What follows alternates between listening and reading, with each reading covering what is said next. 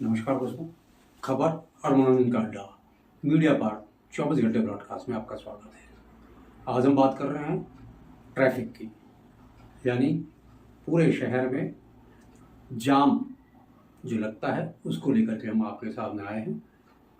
जो जाम का झाम यहाँ देखने को मिलता है, उसके लिए कई बार सुझाव देने का प्रयास किया। जैसे अलग अलग क्षेत्रों में अलग अलग जगह जाम कई तरीके से लगता है, कई कारण हैं उसके। छोटी सड़कें और बढ़ते गाड़ियों का दबाव, जिसके कारण पूरे शहर में जाम रहता है। उसके अलावा जो टूरिस्ट आते हैं, जो बाहर से सैलानी आते हैं, शुक्रवार शनिवार इतवार के दिन भी काफ़ी संख्या में लोगों का देहरादून से मसूरी जाना होता है, तो इस वजह से भी शहरों में जाम लगता है। देहरादून का जो ट्रैफिक सिस्टम है वो पूरी तरीके से फेल है। ट्रैफिक लाइट कई बार पूरे दिन नहीं जलता है, और रात के समय जब 10 बजे 10:30 बजे के बाद वो ट्रैफिक लाइट काम करना शुरू करता है कि खाली सड़क पर ट्रैफिक लाइट रात को 11 बजे जलता हुआ दिखाई देता है।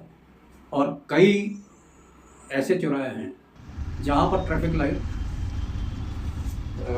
भरे ट्रैफिक के अंदर ऐसा दिखाता है जैसे 420, 428, 426 ये शो करता है उसमें जो काउंटर दिखा रहा है। और दूसरा, जो टाइम इंटरवल की बात करते हैं हम, तो चौराहे पर कितनी देर के लिए, कितने सेकंड के लिए गाड़ी रुकनी चाहिए, वो सही ढंग से निर्धारित नहीं है। व्यस्तम चौराहे पर कहीं पर 15 सेकंड का टाइमिंग है, कहीं पर 32 सेकंड का टाइमिंग है, कहीं पर जो है 20 सेकंड का टाइमिंग है। तो ये टाइमिंग जब तक निर्धारित नहीं होगा तब तक हम जाम से छुटकारा नहीं पा सकते। कई बार प्रयास किया, माननीय मुख्यमंत्री महोदय को भी एक ज्ञापन दिया गया, और उसकी कॉपी जो है जिलाधिकारी महोदय को, ट्रैफिक कंट्रोल अधिकारी को, सबको प्रेषित किया गया, लेकिन इस पर आगे कोई कार्रवाई नहीं हो पाई है। जाम के कई सारे कारण हैं, जैसा कि हमने बताया। जुलूस, जो शोभा यात्रा निकलती है, मान लीजिए कोई धार्मिक शोभा यात्रा निकल रही है, तो उसको सरकार परमिशन दिन में दे करके शहर में, पूरे शहर में जाम की स्थिति पैदा करती है। मुझे लगता है कि जो जाम से निजात अगर पाना है, जो धार्मिक कार्यक्रम है, तो उसकी शोभा यात्रा सुबह 4 बजे से लेकर कर 7 बजे के बीच में निपट जाना चाहिए।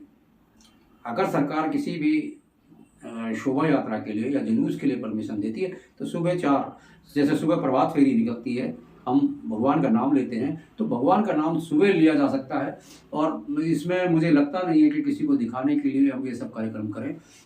ये श्रद्धा और भक्ति का कार्यक्रम है, तो ये प्रातःकाल में किया जा सकता है। जिसके अंदर श्रद्धा होगी, भक्ति होगी, वो सुबह शोभा यात्रा में जरूर शामिल होगा।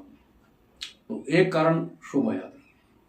दूसरा, जो गढ़ी कैंट क्षेत्र में पोस्ट ऑफिस से लेकर के और कैंट थाने के चौराहे तक जो जाम लगा रहता है, उसकी वजह है संकरी सड़कें, कुछ अतिक्रमण, और उसके अलावा ट्रैफिक का दबाव। तो इन सब से निजात पाने का भी एक तरीका है। इसको कई सारी सड़कें आपस में कनेक्टेड हैं, जिनको हम जो है वन वे ट्रैफिक के माध्यम से चेंज कर सकते हैं। सिर्फ जाने के लिए एक रास्ता बना दिया जाए और आने के लिए का, हालांकि वीआईपी मूवमेंट उस सड़क पर काफ़ी होती है, बावजूद इसके वहाँ जाम लगा रहता है। और वही सड़क आगे जा करके टपकेश्वर महादेव मंदिर की तरफ जाती है, जहाँ पर बहुत ज़बरदस्त जाम लगता है। और उस जाम से निजात पाने का बहुत बेहतरीन तरीका है कि टपकेश्वर महादेव मंदिर सिर्फ देहरादून शहर की बात नहीं है, पूरे प्रदेश की बात नहीं है, पूरे देश की बात नहीं है। यहाँ पर अंतर्राष्ट्रीय स्तर के लोग भी टपकेश्वर महादेव मंदिर के दर्शन करने के लिए आते हैं, और सोमवार को वहाँ बहुत भीड़ होती है, शनिवार इतवार को भी लोग काफ़ी संख्या में आते हैं। तो ऐसे में जो टूरिस्ट बसें आती हैं, जो दून दर्शन, जो देहरादून के पूरे पर्यटक स्थलों को में घूमते हैं, तो पर्यटक स्थल में ये आता है, तो वहाँ पर हमें लगता है कि जो गढ़ी कैंट थाने के आगे से, जो थाने का जो चौराहा है, उस चौराहे से गाड़ी को अगर डाइवर्ट किया जाए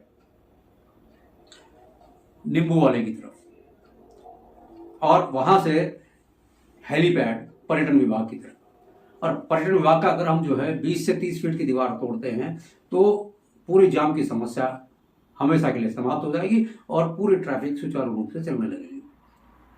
ऐसा प्रस्ताव, ऐसा सुझाव हमने सरकार को भी दिया है। सरकार कितना इस पर गौर फरमाती है, माननीय पर्यटन मंत्री से इस विषय में बात हुई है, खुद मुख्यमंत्री पुष्कर सिंह धामी जी से इस विषय में बात हुई है और उनको लिखित में भी दिया गया है।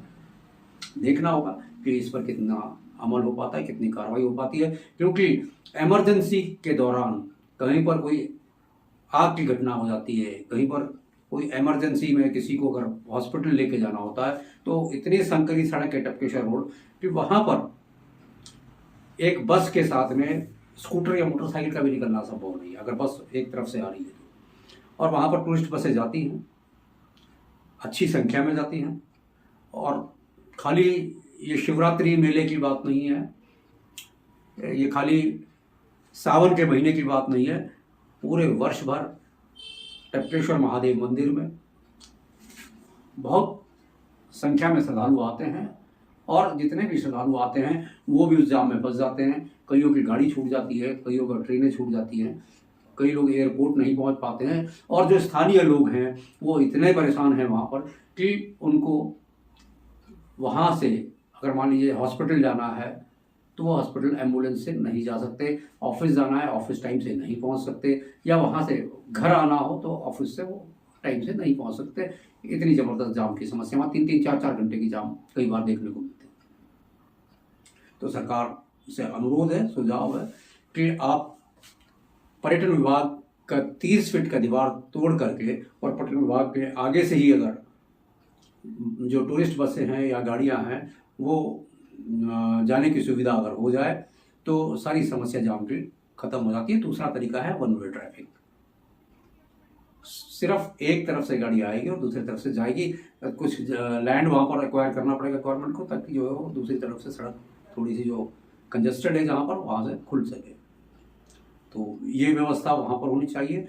दूसरा, जो मेन वीवीआईपी रोड की हम बात कर रहे थे कि बल्लूपुर चौक से लेकर के और राजपुर रोड जाने के लिए जो एक शॉर्टकट रास्ता है, या अनारवाला मसूरी जाने का जो रास्ता जिसे हम कहते हैं, या माननीय मुख्यमंत्री के आवास पे जाने का जो रास्ता है, गवर्नर साहब के यहाँ जाने का जो रास्ता है, और साथ में जो सरकारी गाड़ियाँ, जो आर्मी, ये पूरा कैंट एरिया है, छावनी के अंदर से जो गाड़ियाँ निकल के जाती हैं वो सब जाम में फंसी रहती हैं। स्कूल के बच्चे उसमें फंसे रहते हैं। कई बार जो है यहाँ पर जो पुलिस बड़ी मशक्कत करती है, बावजूद इसके घंटों जाम लगा रहता है।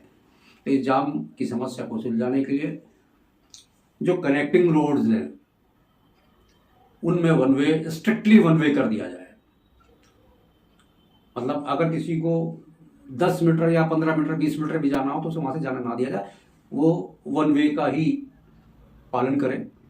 तो वन वे ट्रैफिक मैनेजमेंट बहुत आवश्यक है। और खाली यहाँ की बात नहीं कर रहे हम, ये एक गढ़ी कैंट क्षेत्र की बात की, लेकिन हम बात करते हैं ईसी रोड की। ईसी रोड में जो जाम लगता है, स्कूल के समय पे जाम लगता है, या आगे पीछे भी जाम लगता है, या एमकेपी कॉलेज के पास जो सड़क है, जो लिटन रोड जिसे हम कहते हैं, सुभाष रोड जिसे हम कहते हैं, उसमें बहुत ज़बरदस्त जाम की समस्या रहती है। उसको भी हम वन वे ट्रैफिक के माध्यम से सुलझा सकते हैं। जैसे परेड ग्राउंड में वन वे ट्रैफिक किया हुआ है, ऐसे ही इन सड़कों पर भी वन वे ट्रैफिक किया जा सकता है। कई सारे रोड है, मोहनी रोड है, नेमी रोड है, तो इन सबको हम जो है इसके लिए यूटिलाइज कर सकते हैं। लक्ष्मी रोड है, सर्कुलर रोड है, तो कई सारी सड़कें हैं जो डालन वाला क्षेत्र में ईसी रोड से जुड़ती हैं, या वही सड़कें हैं तेग बहादुर रोड होते हुए नेहरू कॉलोनी के लिए जुड़ती हैं, फोरा चौक के लिए जुड़ती हैं। तो उसका मैनेजमेंट बनाना बहुत जरूरी है, जो जिस पर सरकार या ट्रैफिक मैनेजमेंट जो है नहीं हो पा रहा है प्रॉपर। हमारी जिलाधिकारी महोदय से अनुरोध है, हमारी जो है ट्रैफिक सीओ ट्रैफिक से, एसपी ट्रैफिक से, ये हमारा अनुरोध है कि इस पर गौर फरमाएं। यदि आवश्यक हो तो हम उसमें पूरा सहयोग करने को तैयार हैं और हम साथ में बैठ करके उस रूपरेखा पर काम कर सकते हैं। और किसी भी आयोजन के लिए या किसी भी तरह के कार्यक्रम के लिए एक स्ट्रिक्ट मैनेजमेंट की जरूरत है, एक टाइम शेड्यूल की जरूरत है कि इतने बजे से इतने बजे तक आपको परमिशन दी जाएगी। आप पब्लिक को दिखाने के लिए शोभा यात्रा निकाल रहे हो तो आप जाम लगाइए शहर के अंदर। तो इस तरीके से हम जाम की समस्या को सुलझा सकते हैं। और सबसे बड़ी जो समस्या है वो ट्रैफिक लाइट्स की। देहरादून में बड़ी देर से ट्रैफिक लाइट की व्यवस्था अलग अलग संस्थाएं उसको मैनेज कर रही हैं। लेकिन कोई भी इस और ध्यान नहीं दे रहा है कि व्यस्तम चौराहे में सिर्फ 19 सेकंड का काउंट या 15 सेकंड का काउंट आप जो है छोड़ रहे हो। आप जो है गाड़ी को अगर मैनेज करना है, ट्रैफिक को मैनेज करना है, तो आपको जो है वहाँ पर ट्रैफिक का सिस्टम प्रॉपर तरीके से प्रॉपर टाइमिंग के लिए छोड़ना पड़ेगा, वरना जिस तरीके से भीड़ चाल अभी चल रही है वो चलता रहेगा। तो हमारा सुझाव है कि उस पर काम करें, और जो लाइट बिल्कुल इवन लाइट सिस्टम होना चाहिए। मान लीजिए आप जो है कहीं पर 30 सेकंड छोड़ रहे हैं तो सभी लाइट्स 30 सेकंड छूटने चाहिए, और वो अल्टरनेट वे में होने चाहिए, ताकि जो है ट्रैफिक इजीली गो थ्रू हो सके। तो ऐसा हमारा प्रयास है कि सरकार तक हमारी बात पहुँचे और उस पर कुछ काम किया जाए, गौर किया जाए, तो शायद शहर के ट्रैफिक में कुछ कमी आ सकती है। हालांकि सरकार की इतनी सारी कमियां हैं, जितने भी फ्लाईओवर उत्तराखंड के अंदर, देहरादून के अंदर बने हैं, वो कोई भी कामयाब नहीं है। छोटे छोटे फ्लाईओवर बने हुए हैं, और फ्लाईओवर पे भी डिवाइडर है। अगर हम आईएसबीटी की बात करें तो आईएसबीटी का फ्लाईओवर बिल्कुल फेल फ्लाईओवर है। ऐसे ही हम बात करते हैं कांवड़ी रोड के फ्लाईओवर की, तो वहाँ की स्थिति भी यही है। ऐसे ही हम बात करते हैं, अगर हम सोडा सरोड़ी की तरफ जाते हैं तो फ्लाईओवर जब टूट गए, गिर गए, तो जो कार्यदायी संस्था है, पीडब्ल्यूडी है, एनएच है, जो भी संस्थाएं इसका निर्माण कर रही हैं, उन संस्थाओं ने इस और ध्यान नहीं दिया।